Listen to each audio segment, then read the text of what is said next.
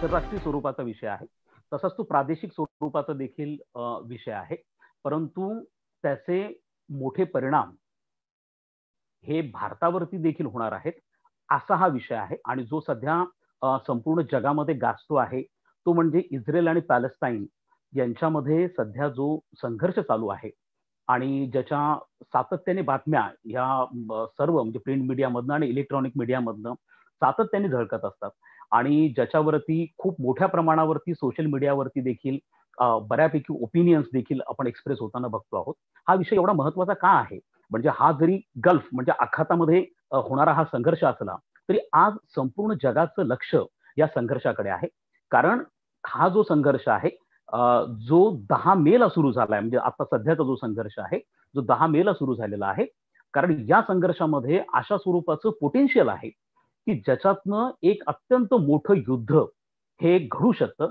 आणि जर हे युद्ध झालं इस्रायल आणि पॅलेस्टाईन मधलं, तर हे युद्ध केवळ ह्या 2 राष्ट्रांपुरतं मर्यादित राहणार नाहीये. तर ह्या युद्धामध्ये संपूर्ण आखात हा ओढला जाईल. एवढंच नाही तर अनेक मोठ्या देशांचे हितसंबंध या इस्रायल आणि पॅलेस्टाईनच्या प्रश्नामध्ये गुंतलेले आहेत. जसं अमेरिका आहे, इंग्लंड आहे, त्याचप्रमाणे इतर युरोपियन देश आहेत, दुसरीकडे रशिया आहे, चायना आहे.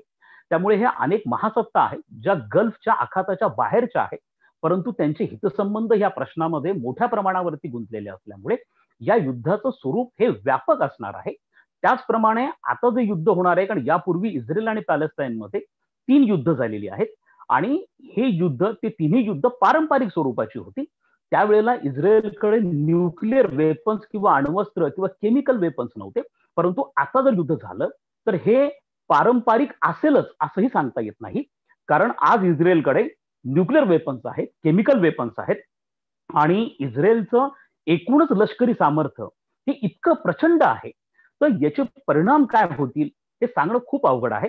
आणि याच्यामध्ये जर अरब देश सगळे इन्व्हॉल्व्ह झाले, कारण आता तशा पद्धतीचे रिस्पॉन्सेस अरब देशांकडनं हे यायला लागलेले आहेत, आणि जर ते इन्व्हॉल्व्ह झाले तर याचा सगळ्यांचा परिणाम हा प्रामुख्याने आखातावरती जे जे देश आपल्या खनिज तेलाच्या पुरवठ्यासाठी विसंबून आहेत त्या सगळ्या देशांवरती याचा अत्यंत विपरीत असा परिणाम होणार आहे. ज्यामुळे आंतरराष्ट्रीय बाजारपेठेमध्ये पेट्रोलच्या ज्या किमती आहेत, डिझेलच्या ज्या किमती आहेत, त्या मोठ्या प्रमाणावरती वाढण्याची शक्यता नाकारता येत नाही. आणि भारतासारखा देश, कारण आपण भारतामध्ये याची चर्चा का करतो आहोत, तर याच्या मागचं महत्वाचं जे आर्थिक कारण आहे ते कारण असं आहे की आज आपला अख्खा देश हा कोरोनाच्या महामारीच्या संपूर्ण महामारीशी झुंजतो आहे. कशा पद्धतीची याचा अत्यंत नकारात्मक परिणाम हे आपल्या अर्थव्यवस्थेवरती झाले आहेत.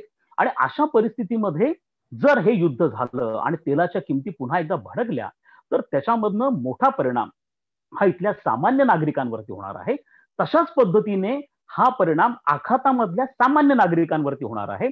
कारण हे जर युद्ध झालं तर याची किंमत जी चुकवावी लागणार आहे ती सामान्य माणसाला चुकवावी लागणार आहे. त्यामुळे हा प्रश्न का एवढा महत्वाचा आहे, हा संघर्ष नेमका का निर्माण झालेला आहे, हा तसा गुंतागुंतीचा संघर्ष आहे. परंतु आपण त्याला अत्यंत साध्या सोप्या पद्धतीने आपल्याला व्यवस्थितपणे तो समजावं या दृष्टिकोनातनं मी हा तुम्हाला समजून सांगण्याचा प्रयत्न करणार आहे. म्हणजे याचं महत्व काय आहे हे देखील आपल्याला कळून येईल. आता आपण बघूयात की हा संघर्ष जो 10 मेला सुरू झालेला आहे आणि आता त्याला आज 18 तारीख म्हणजे साधारणतः 8 दिवस या संघर्षाला आता झालेले आहेत. परंतु हा संघर्ष सुटण्याचं नाव घेत नाहीये. नेमका हा संघर्ष कशामुळे सुरू झाला, याचं नेमकं कारण काय होतं? तर हा जो संघर्ष जो आहे हा प्रामुख्याने संपत्तीच्या वादामधनं सुरू झालेला हा संघर्ष आहे. ज्याला आपण असं म्हणू शकतो की हा एक रिअल इस्टेटशी निगडीत अशा स्वरूपाचा जमिनीच्या मालकी हक्काशी निगडीत असणारा हा सगळा संघर्ष आहे. आणि हा संघर्ष सुरू झालेला आहे, हा याचा संबंध हा ईस्ट जेरुसलेम मधल्या 6 पॅलेस्टाईन कुटुंबांशी निगडीत हा याचा खरं तर ह्या संघर्षाचं जे केंद्रबिंदू आहे. तर हे जे 6 पॅलेस्टाईन रेफ्युजीज आहेत, निर्वासित आहेत आणि ज्यांची घरं ही पूर्व जेरुसलेम मध्ये आहेत आणि त्यांना ती घरं खाली करण्यासाठी इस्रायलनी त्यांच्यावरती दबाव आणलेला आहे, त्यांना तिथनं हुसकावून लावण्यासाठी दबाव आणलेला आहे. आणि या संदर्भामध्ये एक महत्वाचा निवाडा हा 10 मेला इस्रायलच्या सर्वोच्च न्यायालयाकडनं येणार होता आणि तो त्याचा परिणाम हा तिथल्या लॉ अँड ऑर्डरवरती झाला असता. त्यामुळे इस्रायलनी विशेष करून पूर्व जेरुसलेममध्ये ज्या ठिकाणी पॅलेस्टाईन लोकांचं जास्त लोकसंख्या आहे, त्यांचं प्राबल्य तिथं जास्त आहे, अशा ठिकाणी जास्तीत जास्त पॅलेस्टाईन नागरिक एकत्र येऊ नये या दृष्टिकोनातून इस्रायलने काळजी घेतलेली होती. आणि 10 मेला तो पवित्र रमदानचा महिना होता आणि जी इस्रायल पूर्व जेरुसलेम मधली जी अल अक्सा मस्जिद आहे, जी इस्लाम धर्मियांचं जी तिसरी मोठी पवित्र अशा स्वरूपाची वास्तू आहे, आणि त्या ठिकाणी पॅलेस्टाईन नागरिक हे रमदानची प्रार्थना करण्यासाठी एकत्र हे येत होते किंवा त्यावेळेला आलेले होते. इस्रायलने असं सांगितलं की कायदा आणि सुरक्षेच्या दृष्टिकोनातून एका वेळेला केवळ 10,000 लोक तिथे एकत्रित होऊ शकतील. 10,000पेक्षा जास्त लोक एकत्रित होऊ शकणार नाही, कारण त्याच दिवशी इस्रायलच्या सर्वोच्च न्यायालयाचा याच पॅलेस्टाईनच्या त्या 6 कुटुंबांच्या संदर्भामधला एका प्रॉपर्टीच्या मालकी हक्का संदर्भामधला निवाडा येणार होता. त्यामुळे इस्रायलला भीती होती की जर जास्त पॅलेस्टाईन लोक एकत्र आले तर कदाचित प्रक्षोभ होऊ शकतो आणि त्यामुळे लॉ अँड ऑर्डरची परिस्थिती निर्माण होऊ शकते, संघर्ष होऊ शकतो. त्यामुळे इस्रायलनी त्याची काळजी घेण्यासाठी जास्तीत जास्त पॅलेस्टाईन नागरिक एकत्र येऊ नयेत या दृष्टिकोनातनं या स्वरूपाची अट टाकलेली होती. आणि आता या संदर्भामध्ये इस्रायल आणि पॅलेस्टाईन यांच्याकडनं दावे प्रतिदावे केले जात आहेत. इस्रायलचं असं म्हणणं आहे की आमच्या सिक्युरिटी फोर्सेस या अल अक्सा मस्जिदीच्या बाहेर गस्त घालत होत्या, त्यावेळेला मस्जिदीमधनं दगडफेक करण्यात आली, अशा स्वरूपाचा आरोप हा इस्रायलकडनं होतो आहे. तर पॅलेस्टाईनकडनं असा आरोप केला जातोय की जबरदस्तीने बळजुबरीने इस्रायलच्या सिक्युरिटी फोर्सेस या अल अक्सा मॉस्क मध्ये मस्जिदीमध्ये घुसल्या आणि त्या ठिकाणी त्यांनी लाठीचार्ज केला आणि तिथं हिंसाचार झाला. तर हा जो प्रकार आहे यामधनं पहिल्यांदा इस्रायलच्या सिक्युरिटी फोर्सेस या अल अक्सा मॉस्क मध्ये मस्जिदीमध्ये घुसल्यामुळे हा प्रश्न अत्यंत संवेदनशील अशा प्रकारचा बनला. आणि याचा कुठेतरी ह्या सगळ्या गोष्टींचं भांडवल जी हमास नावाची पॅलेस्टाईन लोकांचीच एक संघटना आहे, अनेक देशांनी हमासला दहशतवादी संघटना म्हणून घोषित केलेलं आहे, ह्या हमासनी अल अक्सा मॉस्क मध्ये इस्रायलच्या सिक्युरिटी फोर्सेसनी जबरदस्तीने घुसल्यामुळे आणि त्या ठिकाणी त्यांनी लाठीचार्ज केल्यामुळे त्याचा सूड उगवण्यासाठी 200 रॉकेट्स 10 मेच्या संध्याकाळी, म्हणजे 10 मेच्या सकाळी हा सगळा प्रकार घडला.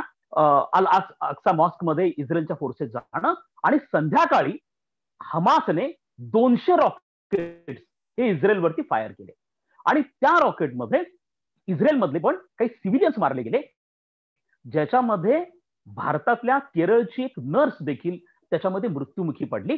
या मुद्द्याकडे आपण येणार आहोत आपण ज्या वेळेला आंतरराष्ट्रीय कायद्याच्या दृष्टिकोनातून या सगळ्या गोष्टींचा विचार करणार आहोत त्यावेळेला, कारण इथं सिव्हिलियन्स नागरिक जे आहेत हे मृत्युमुखी पडत आहेत. आणि मग इस्रायलनी हमासने केलेल्या या रॉकेट हल्ल्याचा प्रतिकार करण्यासाठी ज्या पद्धतीचे मिसाईल अटॅक्स, क्षेपणास्त्रांचे हल्ले हे गाझावरती केले, गाझा हे जे क्षेत्र आहे त्याच्यावरती केले जिथं हमास ह्या संघटनेचं केंद्रस्थान आहे, त्या ठिकाणी केल्यानंतर इस्रायलचं लष्करी सामर्थ्य मी सांगितलं प्रचंड मोठं आहे आणि इस्रायलच्या हल्ल्यामध्ये 30 पेक्षा जास्त पॅलेस्टाईन नागरिक हे मारले गेले, अनेक इमारतींचं मोठं नुकसान झालं आणि त्यानंतर 10 मेला हा संघर्ष पेटला. आणि आज 18 मे आहे, दोघांनी पण इस्रायल असेल किंवा तिकडे हमास असेल हे दोघे शस्त्रसंधी करण्याच्या मानसिकतेमध्ये नाहीयेत आणि आता दोघांनी पण सांगितलेलं आहे की ते आपले हल्ले जे आहेत ते चालू ठेवणार आहेत. इस्रायलनी पण मोठ्या प्रमाणावरती हल्ले आता चालू ठेवलेले आहेत. विशेष म्हणजे हा संघर्ष आता अशी अपेक्षा होती की हा चिघळण्यापेक्षा मोठे देश याच्यामध्ये हस्तक्षेप करतील आणि लवकरात सोडवण्याचा प्रयत्न करतील.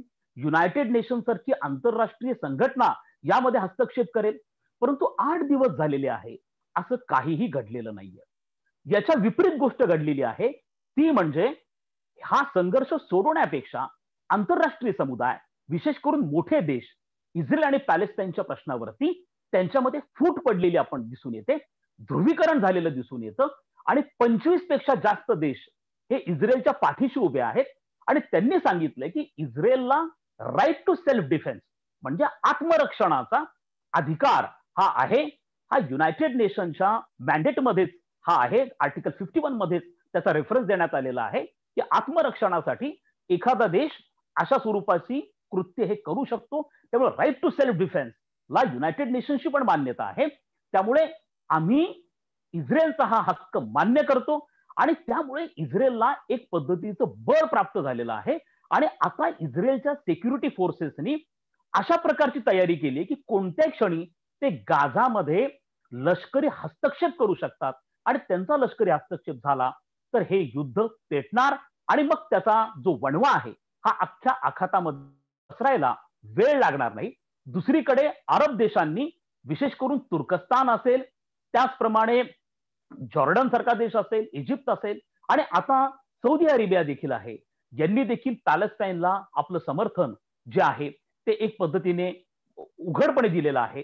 तुर्कस्तानने आणि इराणने विशेष करून इस्रायलला दहशतवादी देश म्हणून त्यांनी त्याचा उल्लेख केलेला आहे.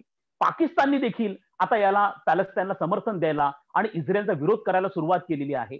त्यामुळे एक पद्धतीने आंतरराष्ट्रीय समुदाय याच्यामध्ये विभागला जाताना आपण बघतो आहे. त्यामुळे हा संघर्ष आणखी वाढतो की काय अशी परिस्थिती निर्माण झालेली आहे.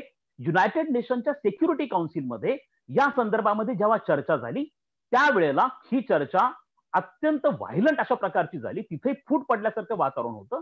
त्यामुळे इथं कोणत्याही पक्षाचं म्हणजे इस्रायलचं असेल किंवा पॅलेस्टाईनचं किंवा हमासचं असेल कोणाचाही निषेध करणारं रिझोल्युशन हे सिक्युरिटी काउन्सिलकडनं देखील पारित होऊ शकलेलं नाहीये. त्यामुळे आता सध्या जी परिस्थिती आहे ती परिस्थिती ही चिघळलेली अशा स्वरूपाचीच आहे. त्यामुळे आपण जसं बघतो की हा जो एकूणच प्रश्न आहे हा जो इस्रायल आणि पॅलेस्टाईन मधला आहे हा अगदी सोप्या भाषेत जर आपण सांगायचं झालं तर हा प्रश्न हा संपत्तीच्या मालकी हक्का संदर्भातला प्रश्न आहे. आणि हा काय अख्ख्या इस्रायलच्या संदर्भातला नाहीये, तर हा जो मालकी हक्काचा प्रश्न आहे हा जे पवित्र जेरुसलेम शहर आहे आणि जे तीन धर्मियांसाठी, तीन मोठ्या धर्मांसाठी जे अत्यंत पवित्र अशा स्वरूपाचं हे शहर आहे, इस्लाम, ख्रिश्चनिटी आणि ज्यू या तिन्ही धर्मियांच्या ज्या पवित्र वास्तू आहेत किंवा त्यांची जी स्पिरिच्युअल थॉट प्रोसेस आहे या स्पिरिच्युअल थॉट प्रोसेसचा प्रत्यक्ष संबंध हा जेरुसलेम शहराशी आहे आणि त्यांच्या वास्तू पवित्र वास्तू तिथं आहेत. आणि या पवित्र वास्तूंचं कॉन्सन्ट्रेशन जे आहे हे पूर्व जेरुसलेम मध्ये झालेलं आहे आणि पूर्व जेरुसलेम मध्ये देखील 35 एकरची एक जागा आहे ज्याला माउंट प्लाझा असं म्हणतात. या माउंट प्लाझाच्या मालकी हक्कावरनं हा इस्रायल आणि पॅलेस्टाईन मधला जो संघर्ष आहे हा सध्या आपल्याला पेटलेला दिसतो. त्यामुळे हा मालकी हक्काच्या संदर्भातला, जमिनीच्या मालकी हक्का संदर्भातला संघर्ष आहे. त्याचप्रमाणे हा निर्वासितांसंदर्भातला पण संघर्ष आहे. इथं आपल्याला आंतरराष्ट्रीय कायद्याचा रेफरन्स देता येतो. त्यामुळे जे निर्वासित आहेत, जे आता सध्या पॅलेस्टाईन निर्वासित आहेत, हा प्रश्न कसा निर्माण झाला याकडे मी निश्चितपणे येणार आहे. परंतु दुसरा याच्यामधला जो प्रश्न इन्व्हॉल्व आहे तो निर्वासितांचा आहे. आता हे जे पॅलेस्टाईन निर्वासित आहेत यांचं नेमकं काय करायचं जे पूर्व जेरुसलेम मध्ये आहेत. त्यामुळे जेरुसलेम या पवित्र शहरामधल्या ज्या 35 एकरची जागा आहे याच्या मालकी हक्कावरनं हा सगळा संघर्ष पेटलेला आहे आणि त्याच्यामध्ये निर्वासितांचा प्रश्न देखील इन्व्हॉल्व आहे. त्यामुळे हा प्रश्न आपण अशा स्वरूपाने जर बघितला तर याचा हा सिव्हिलियन अशा स्वरूपाचा हा वाद असल्यामुळे हा इस्रायलच्या सुप्रीम कोर्टमध्ये हा पेंडिंग आहे. याच्या संदर्भातल्या अनेक लिटिगेशन हे इस्रायलच्या सुप्रीम कोर्टमध्ये सध्या पेंडिंग आहेत. परंतु असं असतानाही हा संघर्ष सध्या आपल्याला चिघळलेला दिसतो आहे. आता मी याच्या थोड्याशा बॅकग्राऊंडकडे जातो म्हणजे थोडक्यात तुम्हाला या प्रश्नाचं मूळ कुठे आहे याकडे मी तुम्हाला घेऊन जाणार आहे. आणि या प्रश्नाचं जे मूळ आहे ते स्वतंत्र इस्रायल देशाच्या निर्मितीमध्ये आहे. आता जे ज्यू लोक आहेत या ज्यू लोकांना त्यांची स्वतःची स्वतंत्र अशी भूमी नव्हती, त्यांना स्वतःचा असा देश नव्हता आणि जी ज्यू कम्युनिटी आहे ती जगभरामध्ये विखुरलेली अशा स्वरूपाची कम्युनिटी होती. पहिल्या महायुद्धानंतर अमेरिका असेल किंवा पश्चिम युरोपीय देश असतील यांच्यामध्ये अशा स्वरूपाच्या औपचारिक आणि अनौपचारिक चर्चा झालेल्या होत्या की आपण ज्यू लोकांना एक स्वतंत्र त्यांच्यासाठी एक जागा देणं हे गरजेचं आहे. आणि त्यानंतर मग दुसऱ्या महायुद्धानंतर याला पूर्ण रूप देण्याच्या दृष्टिकोनातनं प्रयत्न झाले आणि युनायटेड नेशन्स मधनं 1947 ला युनायटेड नेशन्सनी एक अत्यंत महत्वपूर्ण ठराव पारित केला आणि तो ठराव पारित करून पॅलेस्टाईनची, आखातामध्ये पॅलेस्टाईनची जी जागा आहे, या पॅलेस्टाईनच्या जागेची विभागणी करण्यात आली आणि या विभागणी करून इस्रायल हा स्वतंत्र देश मे 1948 मध्ये निर्माण करण्यात आला. म्हणजे मूळ भूमी जी आहे ही पॅलेस्टाईन लोकांची भूमी आहे, हे आपण विसरता कामा नये. त्यापूर्वी ह्या भूमीची म्हणजे जेरुसलेम असेल याचा जो संपूर्ण मालकी हक्क किंवा नियंत्रणाचा हक्क हा जॉर्डनकडे होता आणि हा जॉर्डनकडे असल्यावरती त्याच वेळेला पॅलेस्टाईन लोकांनी तिथल्या अनेक वास्तू जेरुसलेम मधल्या ज्या विकत घेतलेल्या होत्या, त्याचप्रमाणे ज्यू लोकांनी देखील जॉर्डनकडनं तिथल्या काही पवित्र वास्तू या देखील विकत घेतलेल्या होत्या. त्यामुळे या ठिकाणी इस्रायलच्या निर्मितीपूर्वीच या वास्तू विकत घेण्यासाठी एक प्रकारची स्पर्धा होती. जसं मी सांगितलं की यापूर्वी 3 महत्वाच्या धर्मांचा हा केंद्रबिंदू असल्यामुळे त्या ठिकाणी फार मोठ्या प्रमाणावरती सगळ्यांचं लक्ष होतं.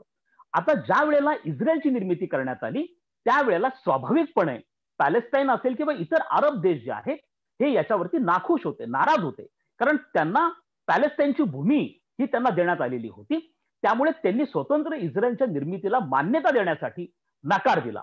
परंतु ज्या वेळेला इस्रायलची निर्मिती 1948 ला करण्यात आली त्यावेळेला मुख्य प्रश्न हा जेरुसलेम शहराचा होता आणि जेरुसलेम शहर हे अत्यंत संवेदनशील आहे, कारण जसं मी यापूर्वी सांगितलं की तिथं 3 पवित्र धर्मांच्या पवित्र वास्तू त्या शहरामध्ये असल्यामुळे याचा वाद हा मिटलेला नव्हता. त्यामुळे असं ठरवण्यात आलं की जेरुसलेम हे जे शहर आहे ते आंतरराष्ट्रीय निगराणीखाली ठेवण्यात आले, इंटरनॅशनल ऑब्झर्वेशन खाली त्याला ठेवण्यात येईल. आणि त्यानंतर 1948 नंतर इस्रायल आणि जे अरब देश आहेत यांच्यामध्ये धुसफूस ही एक पद्धतीने चालू होती आणि त्याची परिणिती ही 1967 मध्ये झाली आणि 1967 मध्ये एक मोठं युद्ध हे इस्रायल आणि अरब देशांमध्ये झालं, ज्याला 6 डेज वॉर किंवा 6 दिवसांचं युद्ध असं म्हटलं जातं. आणि या युद्धामध्ये इजिप्त, जॉर्डन आणि पॅलेस्टाईन हे 3ही देश इन्व्हॉल्व होते, परंतु इस्रायलनी या तिघांचाही पराभव केला आणि त्यांनी या युद्धामध्ये जे जेरुसलेम शहर आहे हे संपूर्ण जेरुसलेम शहर इस्रायलनी आपल्या नियंत्रणामध्ये 1967 ला घेतलं. आणि या जेरुसलेम शहरामध्ये पूर्व जेरुसलेम मध्ये पॅलेस्टाईन लोक मोठ्या प्रमाणावरती होते. त्यांनी यापूर्वीच जॉर्डनकडनं तिथं मोठ्या प्रमाणात जमिनी विकत घेतलेल्या होत्या. आता ज्या वेळेला इस्रायलनी त्याच्यावरती ताबा मिळवला पूर्ण जेरुसलेमवरती, त्यावेळेला इस्रायलनी या पॅलेस्टाईन लोकांना सांगायला सुरुवात केलं की आता आमचं इथं नियंत्रण आहे, त्यामुळे पूर्व जेरुसलेम मधनं तुम्ही आता इथनं निघा, इथनं तुम्ही चालते व्हा, कारण आता याच्यावरती आमचं नियंत्रण आहे. त्यानंतर अनेक पॅलेस्टाईन लोक हे सोडून पण गेले, परंतु अनेक पॅलेस्टाईन तिथं अजूनही वास्तव्य करून आहेत. त्यामुळे इस्रायल मधला आणि ह्या पॅलेस्टाईन लोकांमधला ते सध्या तिथले रेफ्युजीज आहेत. तिथं इस्रायलनी मोठ्या प्रमाणावरती वास्तू आता तयार केलेल्या आहेत. त्याचप्रमाणे गाझा आणि वेस्ट बँक ज्या ठिकाणी आता पॅलेस्टाईनचं सध्या राज्य आहे अशा ठिकाणी देखील इस्रायलनी 1967च्या युद्धामध्ये या दोन्ही प्रदेश आपल्या कब्जामध्ये घेतले आणि तिथं देखील इस्रायलनी मोठ्या प्रमाणावरती वास्तू निर्माण करायला सुरुवात केली. आणि या वास्तूंवरनं देखील आता पॅलेस्टाईन आणि इस्रायलमध्ये वाद हा प्रामुख्याने सुरू आहे. म्हणजे आपण असं बघू शकतो की इस्रायलला आणि त्यानंतरही इस्रायल आणि पॅलेस्टाईनमध्ये 3 युद्ध झाली आणि या तिन्ही युद्धांमध्ये इस्रायलनी आपल्या ज्या सीमारेषा होत्या या वाढवायला सुरुवात केली किंवा त्या मोठ्या प्रमाणावरती वाढवल्या. त्यामुळे आपण असं बघतो की युनायटेड नेशनचं जे रिझोल्युशन होतं 1947 ज्याच्या अंतर्गत इस्रायलची निर्मिती करण्यात आली होती आणि इस्रायलला जी जागा देण्यात आली होती, आजच्या घडीला त्या जागेच्या कितीतरी पटीने जास्त जागा ही इस्रायलनी बळकावलेली आहे आणि ती त्यांनी त्यांच्या लष्करी सामर्थ्याच्या जोरावरती बळकावलेली असल्यामुळे आता त्या जागेवरनं तिथं जे पूर्वीचे पॅलेस्टाईन लोक होते त्यांना त्यांनी हाकलून द्यायला सुरुवात केलेली असल्यामुळे या जमिनीच्या मालकी हक्काविषयीचे अनेक वाद हे आता निर्माण झालेले आपण बघतो. आता हा जो प्रश्न आहे हा प्रश्न खरं तर इस्रायल आणि पॅलेस्टाईन यांच्यामध्ये चर्चेने देखील सुटू शकला असता, परंतु असे प्रश्न सातत्याने ज्वलंत राहतील किंवा ते खितपत पडत राहतील, ते चिघळत राहतील, अशामध्ये देखील अनेक देशांचा रस असतो, इंटरेस्ट असतो आणि ते सातत्याने याच्यामध्ये कुठेतरी तेल ओतण्याचं काम करत असतात. आणि अशाच पद्धतीचं काम कुठेतरी अमेरिकेसारखा देश ही एक बलाढ्य मोठी सत्ता आहे ते अमेरिका याच्यामध्ये करत आला आहे असं आपण बघतो. अमेरिका आणि इस्रायल यांचे अत्यंत घनिष्ठ संबंध आहेत. अमेरिकेमध्ये ज्यू लोकांची एकूणच जी लॉबी आहे, त्यांचा जो प्रेशर ग्रुप आहे, हा अत्यंत स्ट्रॉंग आहे. एवढंच नाही तर आखाती प्रदेशामध्ये अमेरिकेचं जे परराष्ट्र धोरण आहे त्याचं संपूर्ण नियंत्रण ह्या ज्यू लोकांकडे आहे. अमेरिकेचे जे इंटरेस्ट आहेत आखातामधले त्याचं रिप्रेझेंटेशन किंवा प्रतिनिधित्व हे देखील या इस्रायलकडनं होतं. त्यामुळे या दोघांमधले संबंध इतके घनिष्ठ असल्यामुळे अमेरिका सातत्याने इस्रायलच्या पाठीशी या संघर्षामध्ये उभा आहे. आणि आजही आपण असं बघतो की अमेरिकेने पहिल्यांदा इस्रायलचा राईट टू सेल्फ डिफेन्स हा मान्य केलेला आहे. आणि यामध्ये हा संघर्ष आणखीन चिघळण्याचं काम हे बायडनच्या पूर्वीचे जे अमेरिकेचे राष्ट्राध्यक्ष होते डोनाल्ड ट्रम्प यांनी केलेलं होतं. डोनाल्ड ट्रम्प यांच्या काळामध्ये 2017 मध्ये एक अत्यंत स्फोटक अशा स्वरूपाचा निर्णय अमेरिकेने घेतला. आणि तो निर्णय असा होता की अमेरिकेने इस्रायल मधला आपला जो दूतावास आहे, ज्याला आपण एम्बसी असं म्हणतो, ही त्यांनी एम्बसी तेल अवीव वरनं, ह्या शहरावरनं 73 किलोमीटर वरती जे जेरुसलेम शहर आहे त्याकडे हलवण्याचा निर्णय घेतला. आणि त्यामुळे हा संघर्ष चिघळला. आपण लक्षात घेतलं पाहिजे की जेरुसलेम हे वादग्रस्त अशा स्वरूपाचं शहर असल्यामुळे आणि तिथं अनेक ह्या तिन्ही धर्मांच्या जे प्रतिनिधी त्यांचे क्लेम्स असल्यामुळे त्या ठिकाणी बहुतांश देशांनी आपली एम्बसी किंवा दूतावास ठेवलेला नाहीये. जवळपास सर्वच देशांनी आपला दूतावास हा तेल अवीवला ठेवलेला आहे. कारण जेरुसलेम वरती कोणाची मालकी आहे या संदर्भात वाद आहे. इस्रायल म्हणतो ते आमच्या नियंत्रणामध्ये आणि सध्या आहे पण, परंतु पूर्व जेरुसलेम वरती तिथं अजूनही पॅलेस्टाईन लोक असल्यामुळे पॅलेस्टाईनची राजधानी पूर्व जेरुसलेम आहे अशा स्वरूपाचं मानणारा देखील खूप मोठा गट असल्यामुळे हा वाद असल्यामुळे प्रामुख्याने तिथं कोणीही राजधानी आपली एम्बसी ठेवलेली नव्हती. परंतु डोनाल्ड ट्रम्प यांनी जाणीवपूर्वक हा निर्णय घेतला. कारण त्यांना हा निर्णय त्यांनी अमेरिकेमधल्या निवडणुका आणि त्या निवडणुकांमध्ये जो right wing strong conservative Jew लोकांचा तिथला गट आहे तो त्यांना पाठीशी उभा राहावा या दृष्टिकोनातून ट्रम्प यांनी हा निर्णय घेतला होता. खरं तर एक महत्वाची फॅक्ट मी आपल्या सगळ्यांच्या निदर्शनाला आणू इच्छितो आणि ती अशी आहे की अमेरिकेच्या काँग्रेसने 1995लाच एक कायदा म्हणजे 16 वर्षांपूर्वीच एक कायदा केलेला होता.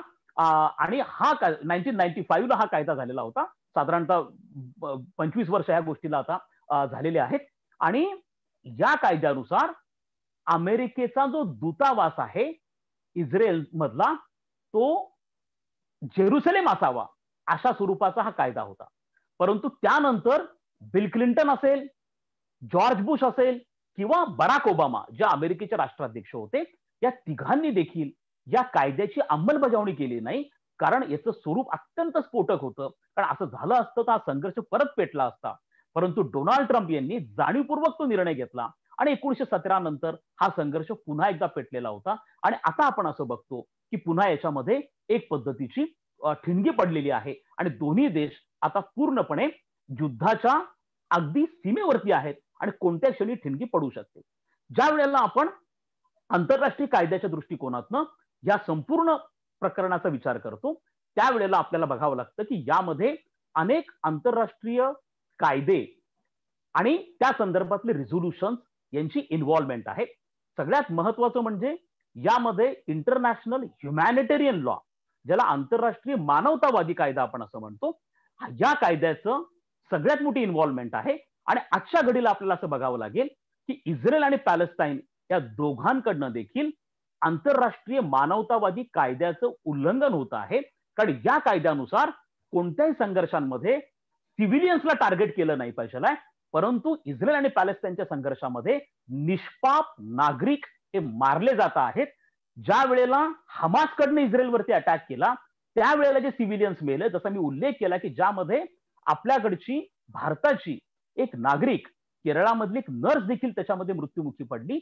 त्यामुळे सिव्हिलियन वरती हा अटॅक झालेला होता. त्यामुळे हमासकडनं इंटरनॅशनल ह्युमॅनिटेरियन लॉचं उल्लंघन झालं आणि त्याचा जो प्रतिहल्ला इस्रायलकडनं केला ज्यामध्ये 30 पॅलेस्टाईन नागरिक मारले गेले. आता ही संख्या वाढून 200च्या वरती गेलेली आहे.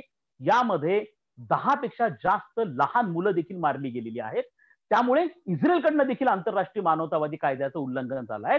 आणि विशेष म्हणजे हमास सिव्हिलियन्सला आपली शिल्ड बनवत आहे आणि ही शिल्ड बनवून ढाल बनवत आहे आणि त्यांना पुढे करत आहे. त्यामुळे इस्रायलच्या हल्ल्यामध्ये निष्पाप पॅलेस्टाईन लोक मारले जात आहेत.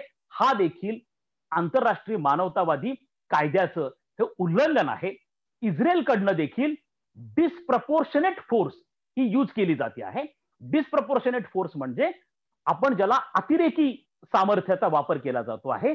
पॅलेस्टाईन आणि इस्रायल यांच्या सामर्थ्यामध्ये तुलना होऊ शकत नाही.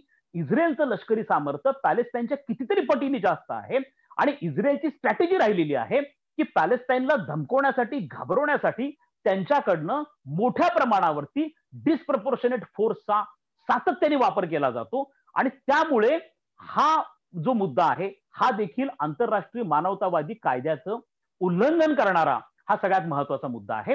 त्यानंतर इस्रायलकडनं अशा अनेक युनायटेड नेशन्सकडनं आणि युनायटेड नेशनची जी ह्युमन राईट काउन्सिल आहे त्यांच्याकडनं देखील या संदर्भामध्ये इस्रायलच्या विरोधामध्ये वेळोवेळी अनेक ज्या रिझोल्युशन पास केले गेलेत. विशेष करून इस्रायलनी ज्या गाझामध्ये आणि वेस्ट बँकमध्ये आपल्या वसाहती निर्माण केलेल्या आहेत, त्याचप्रमाणे ज्या बेकायदेशीरपणे जेरुसलेमच्या पूर्व जेरुसलेममध्ये त्यांनी आता पॅलेस्टाईन लोकांना हुसकावून लावायला सुरुवात केलेली आहे, या सगळ्यांच्या संदर्भामध्ये अनेक रिझोल्युशन हे युनायटेड नेशन्स कडनं पारित केले गेलेले आहे, ज्यांचं देखील उल्लंघन आपण या ठिकाणी झालेलं हे बघतो आहोत. विशेष म्हणजे याच्यामध्ये रेफ्युजी लॉज हे देखील इन्व्हॉल्व आहेत. युनायटेड नेशनचा 1955चा जे कन्व्हेन्शन आहे निर्वासितांसंदर्भातलं, जे अत्यंत महत्वाचं आहे, ज्याचं देखील उल्लंघन आपल्याला इस्रायल पॅलेस्टाईनमध्ये होताना दिसतं.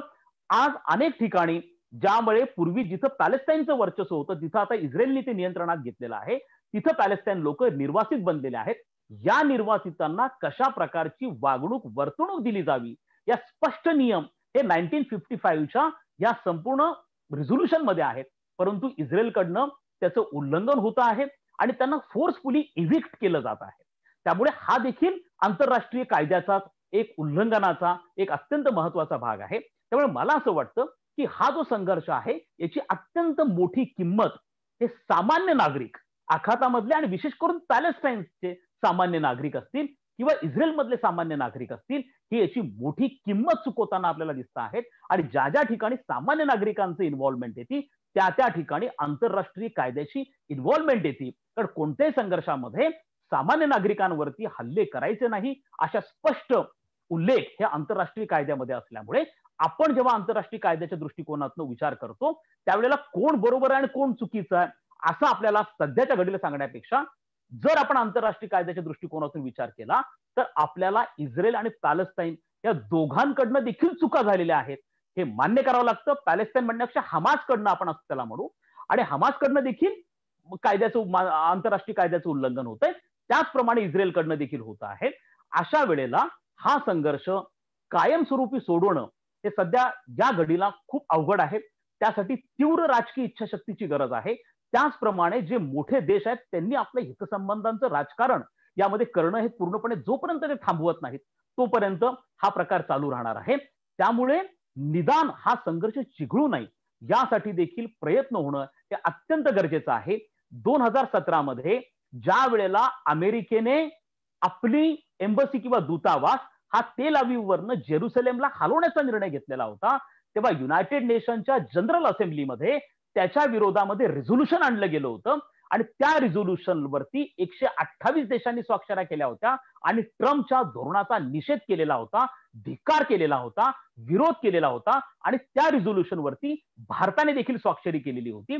त्यामुळे अशा स्वरूपाचं रिझोल्युशन पुन्हा एकदा जनरल असेंब्लीमध्ये स्ट्रॉंगली आणण्याची गरज आहे, ज्या ठिकाणी इंटरनॅशनल लॉ हा कशा पद्धतीने प्रोटेक्ट केला जाईल या दृष्टिकोनातून जर सुरक्षा परिषदेमध्ये कन्सेन्सस किंवा सहमती होत नसेल तर जनरल असेंब्लीने पुढाकार घेतला पाहिजे. आणि यापूर्वी देखील असे प्रसंग युनायटेड नेशनच्या इतिहासामध्ये घडलेले आहेत. 1955ला असा प्रकार घडलेला आहे की 1955ला संपूर्ण जनरल असेंब्ली एकत्र आली होती आणि त्यांनी सिक्युरिटी काउन्सिलचा एक निर्णय देखील पूर्णपणे ओव्हरपॉवर केलेला होता. जनरल असेंब्ली ते करू शकते. या ठिकाणी तीव्र राजकीय इच्छाशक्तीची गरज आहे. आपण शेवटचा पाठ याच्याकडे बघूयात. भारताच्या दृष्टिकोनातून जेव्हा आपण विचार करतो तर यामध्ये भारताची भूमिका जी आहे ही अत्यंत क्रिस्टल क्लिअर आहे. खरं तर भारताला राजनैतिक कसरत ही आखातामध्ये करावी लागते आहे. भारताला इस्रायल आणि पॅलेस्टाईन या दोघांमध्ये समतोल साधण्याचं काम करावं लागतं आहे. जेव्हा स्वतंत्र इस्रायलची निर्मिती केली गेली पॅलेस्टाईनची विभागणी करून, त्यावेळेला जी समिती युनायटेड नेशन्सची होती, त्या समितीमध्ये भारत हा देखील एक महत्वाचा देश होता. आजही भारताचं पॅलेस्टाईनचा जो कॉज आहे त्याला पूर्णपणे समर्थन आहे. टू नेशन थेअरी जी आहे त्याला भारताचं पूर्णपणे समर्थन आहे. आणि त्याचप्रमाणे 1990च्या दशकामध्ये आपण असं बघतो की भारताने आपल्या परराष्ट्र धोरणामध्ये काही वास्तववादी बदल आणले आणि आपण इस्रायलमध्ये ला देखील आपले संबंध इस्रायल बरोबर घनिष्ठ व्हायला सुरुवात झाली. आपण इस्रायलमध्ये आपला दूतावास हा 1994ला सुरू केला. कारण इस्रायल हा एक असा देश आहे ज्याचे भारताबरोबरचे संरक्षण संबंध हे अत्यंत घनिष्ठ आहे. 1965चं युद्ध असेल, 1971चं बांगलादेश युद्ध असेल किंवा 1999चं कारगिल वॉर असेल, या सगळ्या प्रसंगामध्ये भारताच्या अडचणीच्या प्रसंगामध्ये इस्रायल हा भारताच्या पाठीशी उभा राहणारा देश आहे. 1999च्या कारगिल संघर्षामध्ये बोफोर्स तोफांसाठी लागणारा तोफगोळा देखील हा इस्रायलकडनं पुरवण्यात आलेला होता. आजही इस्रायलकडनं आवाज सारख्या ज्या अँटी बॅलिस्टिक रडार आहेत, मिसाईल सिस्टम आहेत, ह्या आपण इस्रायलकडनं विकत घेतो आहोत. त्यामुळे इस्रायल आणि आपले संरक्षण संबंध अत्यंत घनिष्ठ आहे. परंतु हे असताना पॅलेस्टाईनच्या कॉजसाठी मात्र भारत हा अत्यंत कमिटेड आहे. भारताने युनायटेड नेशन्समध्ये काल आपली भूमिका ती स्पष्ट केली युनायटेड नेशनच्या सिक्युरिटी काउन्सिलमध्ये. मात्र या भूमिकेमध्ये यावेळेला एक छोटासा बदल हा जाणवला आणि तो बदल असा होता की यापूर्वी भारताने ज्या ज्या वेळेला इस्रायल पॅलेस्टाईनवरती आपली भूमिका युनायटेड नेशनमध्ये मांडलेली आहे, त्यावेळेला भारताने पूर्व जेरुसलेम ही पॅलेस्टाईनची राजधानी असेल असं भारताने स्पष्टपणे उल्लेख केलेला होता. मात्र यावेळेला भारताने पूर्व जेरुसलेमचा उल्लेख हा टाळलेला आहे. कारण भारताला या संपूर्ण वादाचं जे एकूणच भावनिक आणि धार्मिक स्वरूप आहे हे यामुळे कदाचित भारताने ते टाळलेलं असेल. कारण भारताने जर तो उल्लेख केला असता तर त्याच्यामध्ये इस्रायल आणि पॅलेस्टाईन या दोघांच्याही भावना दुखावल्या जाण्याची शक्यता नाकारता येत नव्हती, विशेष करून इस्रायलच्या. परंतु इस्रायलच्या राईट टू सेल्फ डिफेन्सला भारताने समर्थन दिलेलं नाहीये. मात्र पूर्व जेरुसलेमचा उल्लेख त्यांनी टाळलेला असल्यामुळे काही प्रमाणामध्ये इस्रायलला दिलासा आहे अप्रत्यक्षपणे असं आपल्याला म्हणता येऊ शकतं. परंतु भारताने आमचं स्वतंत्र पॅलेस्टाईनच्या निर्मितीला पूर्ण समर्थन असेल असं देखील स्पष्ट केलेलं असल्यामुळे आपण त्याच्यामध्ये समतोल साधण्याचा प्रयत्न करतोय. भारताची हीच इच्छा आहे, हा संघर्ष लवकरात लवकर मिटला पाहिजे. कारण आपली मुख्य चिंता की आपण आपली ती तेलाची गरज आहे, त्या गरजेपैकी जवळपास 70% तेलाची गरज ही आखातामधनं आपण भागवत असतो. आणि जर हा आखातामध्ये हा संघर्ष चिघळला तर या तेलाच्या पुरवठ्यावरती विपरीत परिणाम होतील. त्याचप्रमाणे तेलाच्या आंतरराष्ट्रीय बाजारपेठामधल्या किमती वाढतील ती आणि त्या वाढल्या तर त्याचा प्रचंड मोठं नुकसान हे भारताला सहन करावं लागू शकतं. त्यामुळे आपल्या सगळ्यांची ही इच्छा असेल की हा संघर्ष लवकरात लवकर निवडला पाहिजे आहे आणि एकूणच आंतरराष्ट्रीय कायद्याचं पालन त्या दोन्ही देशांकडनं व्हावं अशा प्रकारची परिस्थिती ही युनायटेड नेशन आणि मोठ्या देशांकडनं होईल. त्या संदर्भातलं पोषक वातावरण हे तयार केलं गेलं पाहिजे. अशा स्वरूपाचं आपण एक ज्याला आपण म्हणतो की अपेक्षा या क्षणी व्यक्त करू शकतो.